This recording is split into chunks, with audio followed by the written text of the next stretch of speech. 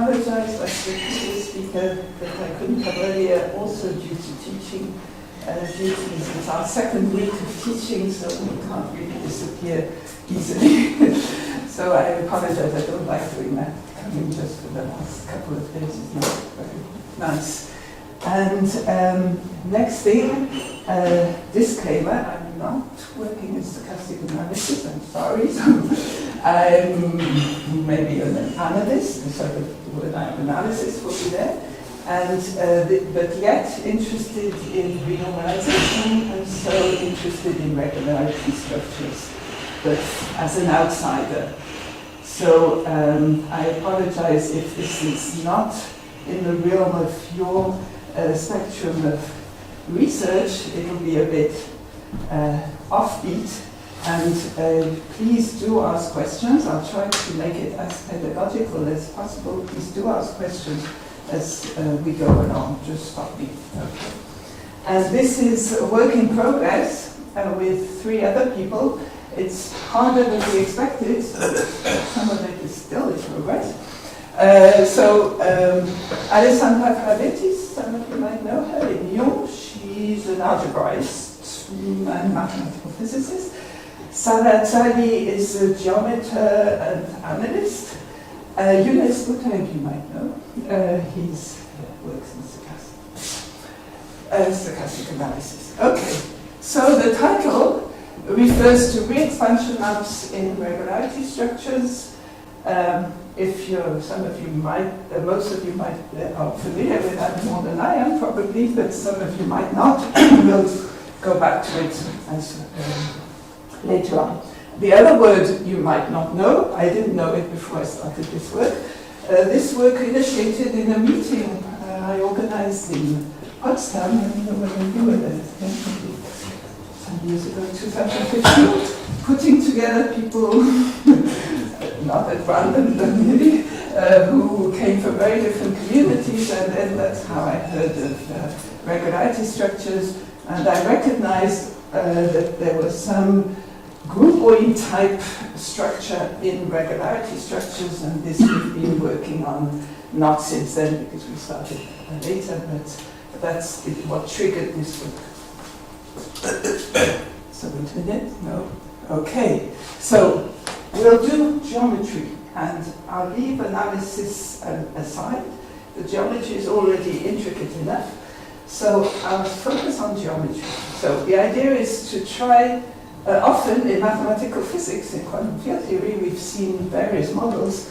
One works in RD, or RD plus 1, according to whether Euclidean, Lorentzian, Minkowskian. And so here it's an attempt to go from RD to a manifold. So I know there's been attempts, and successful attempts, to go from RD to a torus, for example, to a Riemannian manifold in regularity structures. For the torus, it's kind of embedding it into a bigger manifold. For regularity structures, I find it's, for Riemannian manifolds, I'm thinking of Dahlquist, Steele, and Driver's work.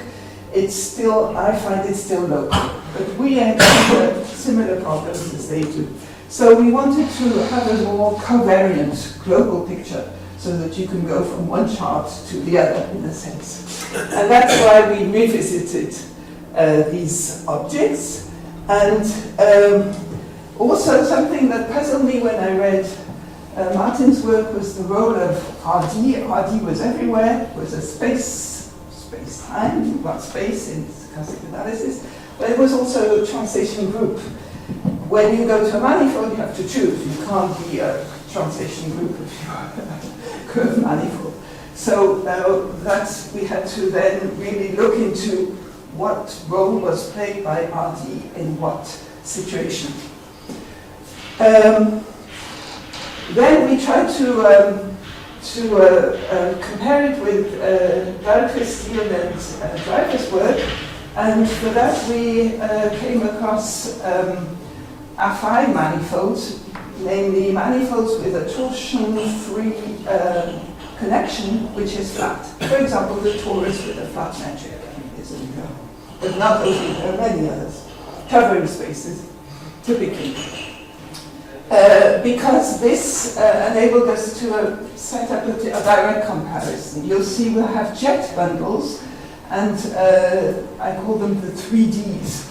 Dyquist, Dieman, the 3Ds had a symmetric covariant tensor bundle, and we wondered why they were dealing with that when we naturally came across jet bundles. If you look at Taylor expansions, you're bound to come across jet bundles and jets. So that's why we came across affine manifolds, in which case the two are identified. So I hope I'll get there, but it doesn't matter if I don't get to the end. I just want to give a gist of the idea. So the direct connections, they're not new. We stole them from Teleman, who used them for the churn character in a completely different context, in the context of cyclic homology. But you just think it's got to do with non-commutative geometry where there are no points, and so you cannot differentiate because differentiation is a local procedure. You can't do that, so you do it in another way. A direct connection, so you're familiar probably with parallel transport. If you've built stochastic processes on manifolds, you have to use that. And you know that it goes along a curve, yeah, follows a curve. Well, here we jump. We jump from one point to the next. And this is often used when there's no way of saying something is near something else in the classical manner. So it's used, for example, in that context. He used it just for frame bundles. We're going to use it in a much more general setup. Synthetic geometry, I'm not familiar with it, but I discovered that Koch and the whole school, I didn't know that, use that in synthetic geometry. It's a synthetic way of redefining differential geometry. And where there are no traditional differentiation, small infinitesimal displacement, you jump from one point, but they're not really points, to another. And last but not least, the 3Ds, again, they have, with a different terminology, they have what I view as direct connections, although they look at them pointwise. They have this object, let's see if I can get this object, which they don't describe globally, but they do need it, and it's there. You see, so it's like a translation on a manifold, or on a bundle. You have to go from one point to the other directly. Okay, now, when we looked into that, we saw the importance of a symmetry group. RD was the translations. It's also a symmetry group for RD. And we are thinking of gauge theory, where the symmetry group is essential. It contains the physics information of the model, underlying model. So we then realized that it was something like going from a gauge field theory to a gaugeoid field theory. We're still in the process of trying to understand that. Oid means we go from groups to groupoids. And then, as I said, to understand polynomial regularity structures, which you see we're very modest, we're not going beyond that for the moment, I'm sorry. It's already taking us a lot of time. We needed Taylor expansions, but of course, when you don't have translation, you don't have a natural Taylor expansion. You have to figure out how to do that. Geometrically, it's tricky. And jets are the closest we found, which are natural. They arise also in synthetic geometry, so it's not by chance. They really are there, genuinely there, not artificially. And so we had to look at jet bundles, etc. So, are you okay for the moment? I don't want to, do a monologue, so you just stop me if there's something. So this, probably. Tell me if I should review it. A is a discrete set bounded from below. The model space is a graded set, graded by A. Often A is a subset of Z, but it doesn't have to be. In physics, this would be the degree of divergence, the alpha. That's a physicist would understand it. The structure group is a Lie group, so usually it's RD in Martin's approach. It's usually you see it as RD, but here we have it more general, and you see we have to start being a bit careful. So we have an action, which is not explicit, as far as I could see in Martin's work. We distinguish G from the action rho of G on this space T. Okay, so a model. So we're going to introduce some gamma, which is the same as, I think Martin has it as a big gamma, a capital gamma. And this is this expansion map, or re-expansion map, which enables you to go from X to Y. And so the condition, which we also found in Koch's approach to synthetic geometry, he also has this. He has a symmetry condition that we don't. And this we'll see as a flatness condition. You might know that this comes up, and it's not clear whether it always should or whether it's in certain circumstances when you have flatness. So this is, you can view it as a co-cycle condition, flatness. So this is where we have trouble. This is difficult when we want to generalize this to a manifold setup. In the 3Ds approach, it was just pointwise. It's not clear what object it is, and we're still working on that. We can do it on affine manifolds, but not yet beyond, because I think we need higher categories like curves and things like that. We cannot make sense geometrically of this object yet in full generality. We're leaving all this aside, so I'm sorry, but this was probably what will interest you most, but as you see, we're already busy enough with the geometric part, so we'll work in the smooth setup and see what we can do there. Why groupoids? So as I said, it's in order to make sense of the re-expansion map. I'm not yet telling you what it is precisely, but remember, so this we'll always assume, okay, that it doesn't do anything from one point to itself. This is a flatness condition, and this is a kind of equivariance condition between, it's a compatibility between this modeling map and this re-expansion map, which when I discussed with Martin, he pointed out to me that this implies that formally. It's not a very mathematical proof, but formally 2 would imply 1, so they go together. But 2 we don't really control yet. So now we're going to take, instead of a space, we had M was RD, T was a vector space, now we're going to take a vector bundle.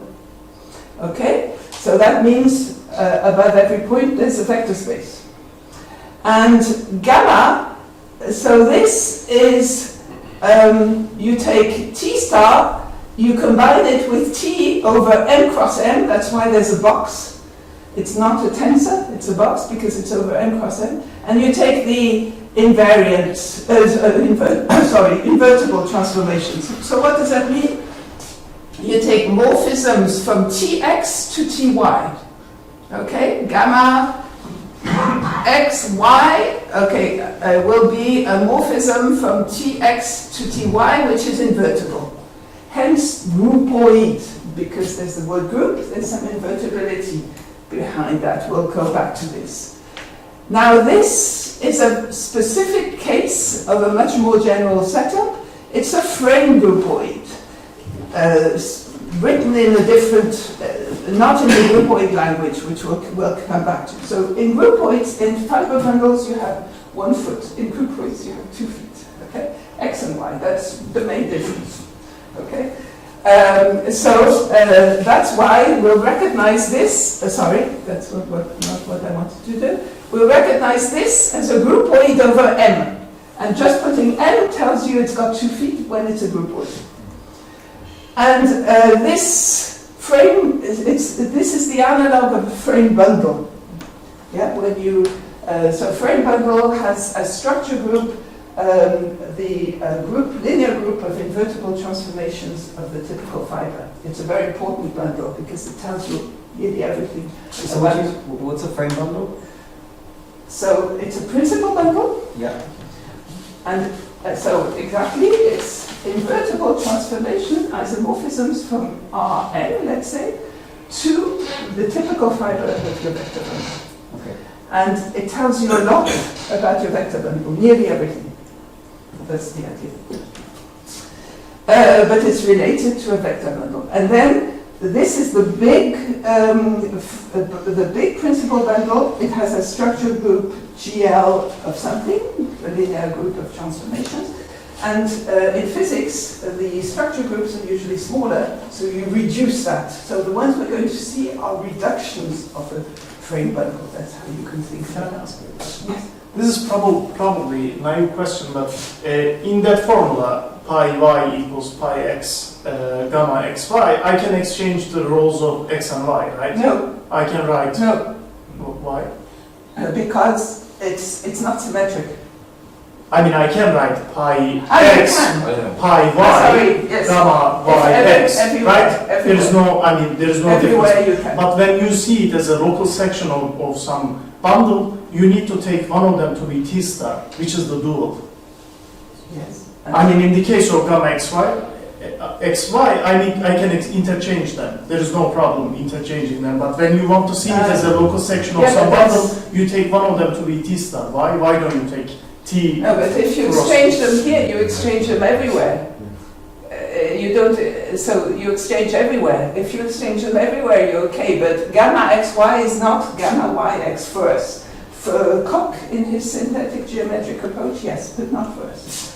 We'll come back to this, maybe. Okay, so maybe this is a bit, oh, sorry. This is a bit technical, maybe we'll leave that, but there's an action of the frame groupoid on T. Don't worry about that for the moment. It's a natural action. You do what you can. The homomorphisms act where they can, so they have to start in X and be applied to Tx and land in Y, because otherwise you can't. So I have a problem, in groupoid theory, you put it's a bit like compositions, you start on the right and you go to the left.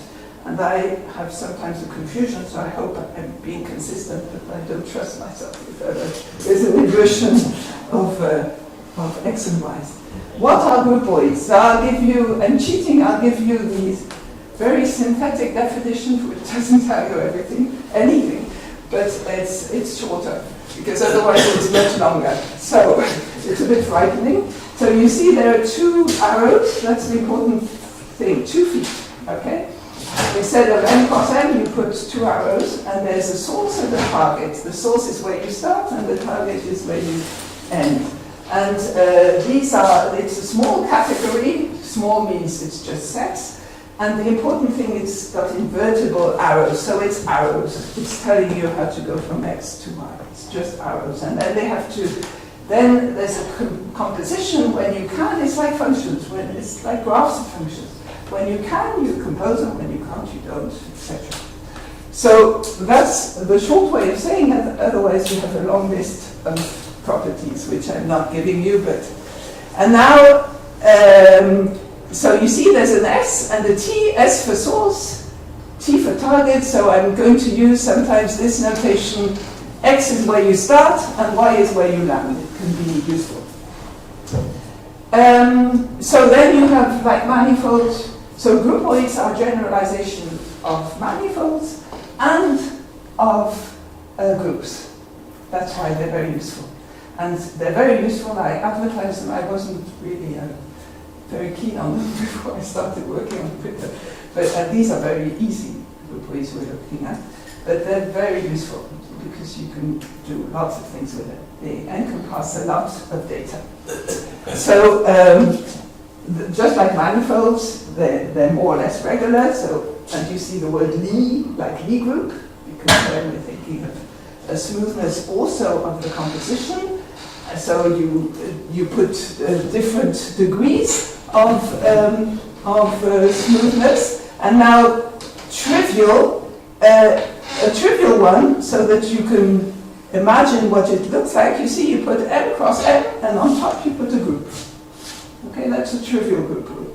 It's not very interesting, but it would be an example. And the other one, which is very important, they arise in index theory, in Alan Kohn's approach to index theory on singular manifolds. And this one is very important. It's called the pair groupoid. It's just taking pairs, and you compose xy with yz. You can't compose xy with zt if y has nothing to do with z.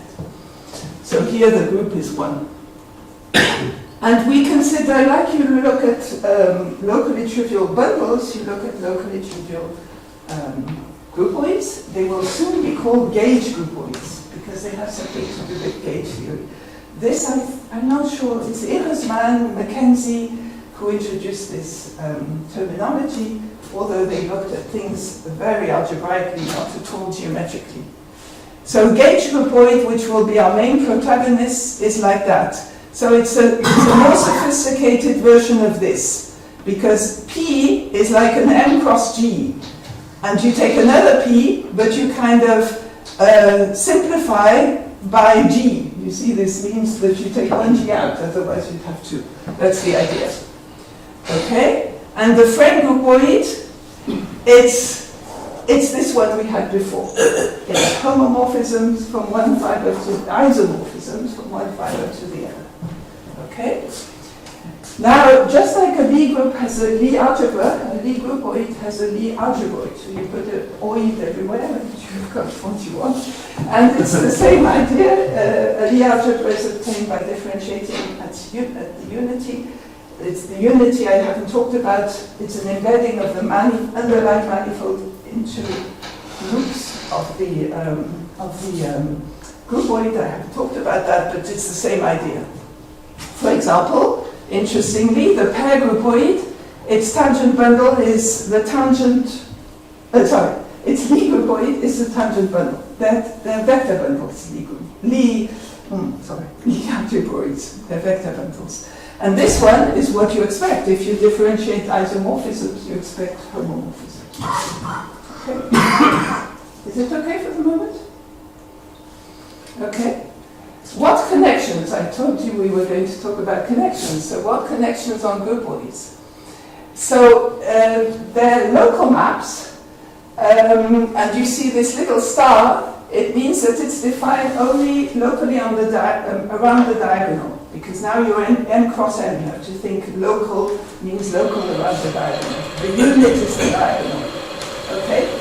And so you impose this condition 0 output, and just as a connection, so you have a connection on your Lie groupoid, and you have this tangent kind of structure, which is the algebroid. You can well imagine that differentiating the direct connection on the Lie groupoid, you obtain a connection on the Lie algebroid, and this is what happens. So this is more in a very nice book, which I recommend, by Mackenzie, Kirill Mackenzie, which is very algebraic. It's completely algebraic.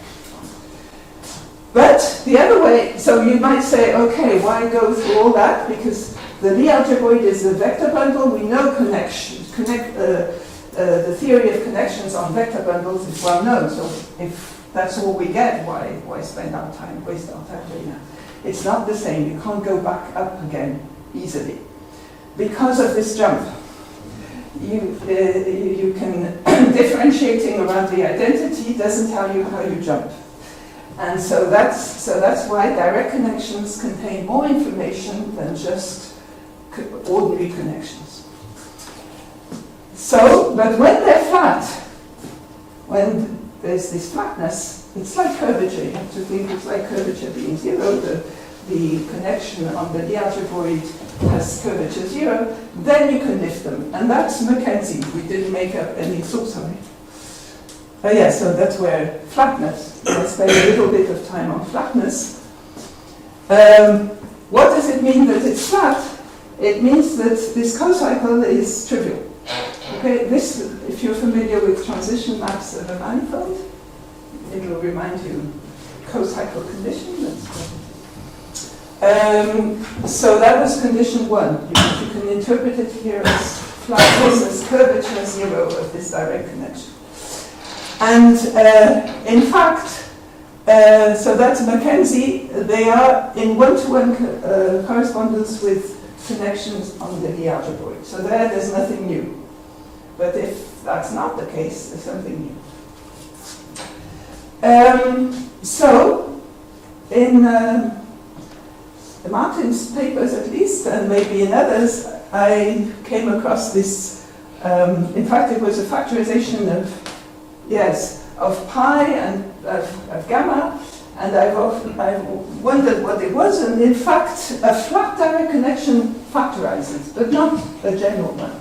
And it's a local factorization, so you can write it as, so I'm not explaining how to make sense of all this, but this is a bit tricky because we're now on groupoids, to make sense of this inversion, but you can invert. And it's, so as a co-cycle, it's trivial, that's what it means, it's exact. Okay? If you think of cohomology, it's exact. And this is true for flat connections. So on our end, we're okay, it's flat, otherwise we might not have a flat situation. Gauge groupoids, those are the ones we really focus on, which are, so groupoids are very much used now to deal with singular manifolds, index theory on singular manifolds, for example. There's a whole lot of work on that. These are uninteresting for those people, but they're interesting, I think, for us and for physics, and I think it would be worth looking into the generalization systematically of these regularity structure constructions to this setup. So they're nice, they're very comfortable ones because they're in one-to-one correspondence with principal bundles. So you might say there again we've gained nothing if they're in one-to-one correspondence. And if you're familiar with gauge field theory, the principal bundles, there's a parallel, in fact they developed simultaneously, this theory of principal bundles and the theory of Yang-Mills. Okay? So it's the same language. At the beginning for Yang-Mills, the structure group was U1, electromagnetism, and then it's generalized, but it's, so that's why they deserve their name gauge. So the Lie algebroid, what is it? It's a tangent to P, but remember we mod out G always, yeah? The structure group. G is the structure group of the principal bundle, so for frame bundle it's GL of something. Okay? Tell me, yeah? Okay. So, now we're going to put groupoids, we're going to equip groupoids with direct connections. And in fact, when we try to do that, we take a general Lie groupoid, equip it with a direct connection, and we find that it has to be locally trivial. So it has to be a gauge groupoid. So if ever we want a connection, which is interesting because in physics a connection has some physical content. So if we want a connection, it's a potential in physics. If we want a connection, then we have to work with gauge groupoids, no choice. And then the induced connection is a connection, the one on the Lie algebroid, turns out to be a connection on the principal bundle P. Okay, so you might think there again we've gained nothing. If we are just talking about principal bundles with connections, physicists know them very well and mathematicians too. But as I said, we can't go back. Not always, only in a flat case. The connection on a principal bundle doesn't always give you a direct connection. It doesn't give you all. It gives you one if you have enough data, but not all. So, but when they're flat, it's the same theory. So what I'm going to call gaugeoid theory later on, which would be like this, gauge groupoids equipped with a connection is the same as gauge theory. Because gauge theory is essentially that. The main protagonist in gauge theory is the curvature. So you see, it's not interesting if we just have flat case because there's no curvature. Okay? Because that's the strength field in physics, and that's the interesting protagonist. So we have to worry about how to build a direct connection when we don't have a flux situation. And for those who are familiar with the work of 3Ds on regularity structures on manifolds, you'll recognize maybe some of these constructions, which you can find in this book and in other references. So you indeed, to go from one point to the other, even if you want to go directly, you need parallel transport. So first you need to know what path to follow, and then you use parallel transport. But then it depends on the choice of your path. So you can take geodesics if you're lucky, but still, there's a choice because the geodesic uses a connection. So all that involves extra choices. So there's a one-to-one correspondence between infinitesimal connections and path connections. So it means as long as you know what path you're following, it's just parallel transport. There's no choice. So these notations, don't worry too much. These are paths.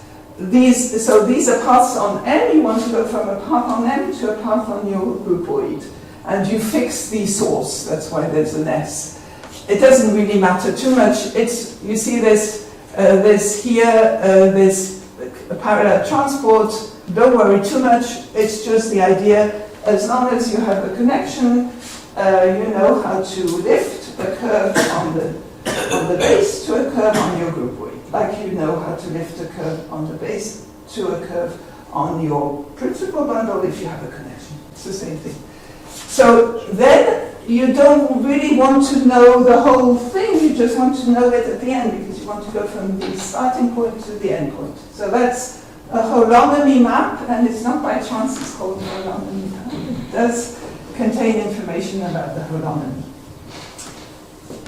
And so what do we have to do? We first now we know how to lift a curve, but we still don't know how to go how to choose this curve. So we need a choice. And this is the choice. Usually it's a geodesic, but it doesn't have to be. And then we combine. Okay, so it looks quite frightening, but this means it's not a morphism. A morphism in the language of groupoids is something which preserves composition. And remember that preserving composition has something to do with flatness. So we just put a star, meaning we don't ask for that. In Mackenzie's book, he works in a flat setup because he's an algebraist, he's not a geometer. So he wouldn't use this. Now, maybe we're coming now to the point. We take a quadruple, that's just Martin's definition.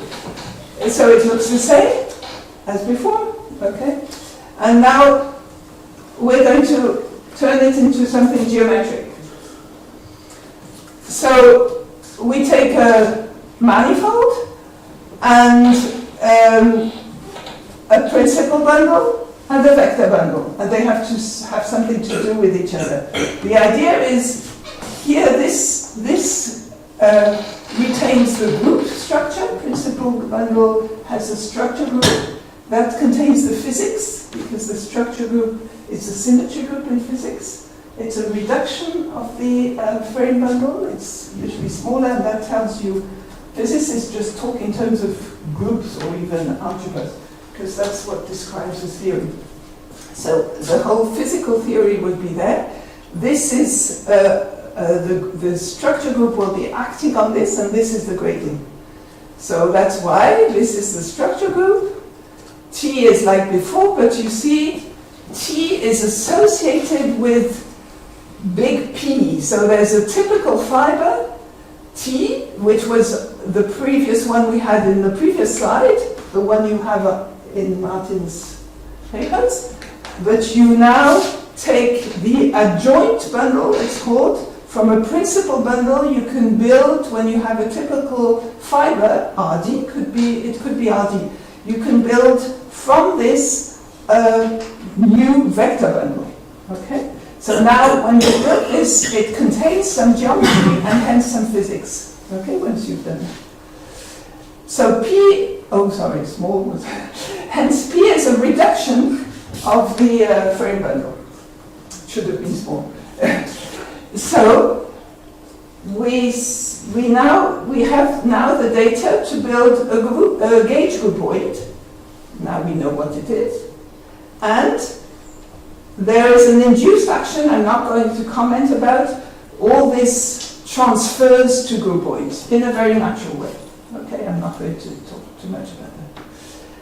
So now we're going to look at regularity structures with connections. So there is a theory of vector or line bundles, in fact, of vector bundles, or principal bundles, and there's one of line bundles, vector bundles, principal bundles with connection. And they can be classified with or without connection. With connection, as I said, the connection contains the physics. Yeah? It also contains geometry. For example, putting a Riemannian metric on a manifold is putting a connection, the Levi-Civita connection, on the tangent bundle, for example. So, just as one goes from vector bundles to vector bundles with connections, one goes from gauge groupoids to gauge groupoids with direct connections. Okay? And then we want to introduce the concept of geometric regularity structure with connection to distinguish the two things. I think it's useful. Because maybe later one could then classify them. Yeah. So it means that you have a geometric one, but you have an extra data, which is your direct connection. So these are the 2 feet. This means it doesn't have to be flat, and you land in the groupoid, gauge groupoid. So what you do, you go from your 2 points, pair groupoid, to the gauge groupoid using gamma. Okay, this direct connection, it tells you what to do when you go from one point to the next, what to do upstairs in the groupoid. Then you want to go back to the frame bundle of T, because T is what you really want to have a grasp on. So you use this representation rho-twiddle that I didn't comment too much on. and this would be Martin Heire's Reexpansion. Reexpansion map. You see here we had to distinguish, it took me a long time to figure that out, to really distinguish between the group and its action. Here it's essential, otherwise you don't understand the thing. Okay? So there's a slight difference between the small gamma and the big gamma. When in Martin Heire's setup, they collapse, they agree. Okay? So let me give an example that probably you know more about than I do. Symmetric, so Tn would be symmetric multilinear maps from En to F. E and F are vector spaces. So you have a trivial bundle. All the examples I'm going to give you for the moment are trivial bundles, because that's what you find on RD or related situations. So the structure group, you can choose any structure group, and you have the corresponding trivial groupoid. So everything is geometrically uninterested because it's trivial. You have an action, which is also rather trivial. And then the induced action, you see how it works. So maybe this you recognize. So you have this tau, and you're acting by tau of G onto your T, and this T was this element here. So, and now the resulting direct connection is trivial. Everything is trivial, it factorizes. And you can have a representation, and then you build the composition of the two. The representation is just a translation by your H.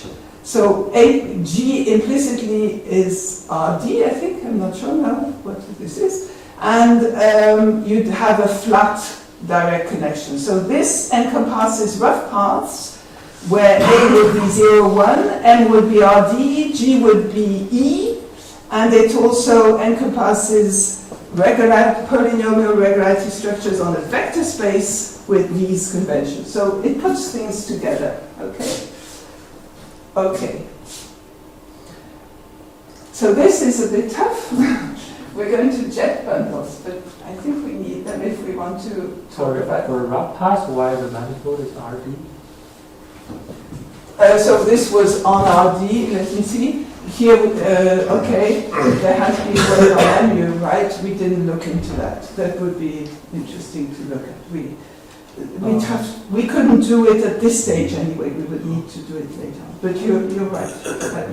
This is a particular example. Especially as one of the authors has worked on the rough pass on manifolds. Boutaïb worked his PhD thesis on that. But okay, we should indeed.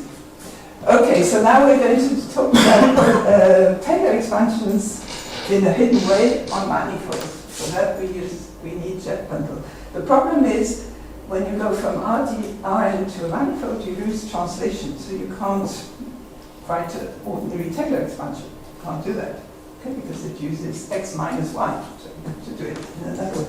You use local charts, but that's local, so that's what the 3Ds do. But then you have to worry about how it patches up on intersections of local trivializations. So there's a group in Brno, and I think it's in the Czech Republic, specialized in jet prolonging things, and so they're very good. They've produced a lot of literature on that. It's quite impressive, very technical. So the main thing is to start with a torsion-free connection, otherwise you can't do much. So jets are equivalence classes. You're familiar with jets? Equivalence classes of like a bit of Taylor expansions, a bit like that. So it's a Taylor jet of order n is that you can write a Taylor expansion of order n, more or less, in local coordinates. And they're equivalence classes because you don't want things to depend on how you write it. So that means that the derivatives coincide up to a certain order at a point, just at one point. That's very important, not in the neighborhood. Okay. So then you take jets of everything. You jetify everything, sections of a vector bundle, of a principal bundle, of a gauge, groupoid, everything. But you have to be a little careful, so we've taken jets of sections of a vector bundle. Okay? Now P is the frame bundle, and now we're going to take, so you see, we are taking T is the jet bundle of V. V is a vector bundle, that was what we had before, but now, we're building a special type of vector bundle T, which is the jet bundle of a vector bundle V. And then we have G of P, P was GL of T, and we'll soon have to worry how this behaves with respect to GL and to G. Is it functorial or not? Yes and no, both. So we have to also make sure we know how to equip this with a connection.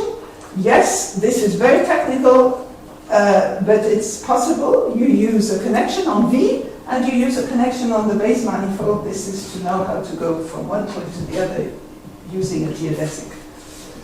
So, you see, jet prolongation acts functorially. Brno's school. He has a lot of students. So, the jet of, let me see, so I dot means jet up to the order something you put in the dot. Okay, jet sections of something you put in the dot. Now, the problem is that the jet of the sections of a principal bundle is not a principal bundle anymore. It's not functorial. It's functorial on fiber bundles, but not on principal bundles. This comes from what I told you, that you have some freedom on the underlying manifold. And this is what is here. This is the higher frame bundle of the manifold. So it's again a frame bundle, but a higher one. And so, but on gauge groupoids, I told you they were nice, everything goes smoothly in a sense. You can put that there and it swaps. You just have to be careful you put the W. But on frame groupoids, the special ones, where you come from frames, you can just shift everywhere you want. Everything, it's all fun to do. So there, it's, after all, it's easy. Yeah, even if it looked frightening at the beginning, you can just swap your G's, your I's, everything. Okay, so now what is a geometric polynomial regularity structure for us? It would be the same, it's a geometric regularity structure, but now the model space is given by jets of a vector bundle because we need Taylor expansions. And it has a connection because we're taking a geometric regularity structure with connection, and the Reexpansion map is this ugly one built from a connection.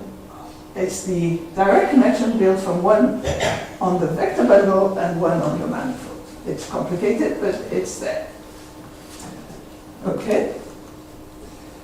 So we tried to compare it with the 3Ds approach, and it's still not completely clear. So they use a much simpler vector bundle. They use, so it's a Fock space, if people are familiar, it's a symmetric Fock space. So this is,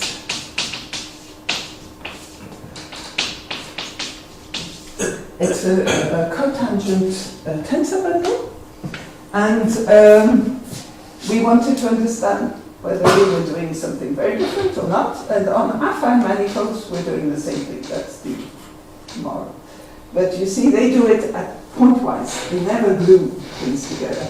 And we're finding it difficult to glue things together, even, I mean, in general. And we can do it on affine manifolds, yet we cannot yet do it elsewhere. We think that to glue things together, we need to go to the theory of germs. So it's higher levels of fiber bundles. But we're not ready for that. So what are flat manifolds? What are affine manifolds? They have a torsion-free flat connection. For example, a flat Riemannian manifold. There's a torsion-free connection because you have the Levi-Civita connection, and if you take it flat, it's flat. But it's not the only examples, otherwise it would be a little limited. So we take one with a torsion-free connection, and then we realize that it is flat if and only if there is an isomorphism between this and that. So pointwise, they are always isomorphic. Pointwise, they look the same. But as vector bundles, they have different transition maps. And flatness kind of cuts out all the higher order differentials in the transition maps. So in the end, they're the same. Because you see, here we differentiate once, T star. T star is the dual of T. You differentiate once. Whereas here, you differentiate K times.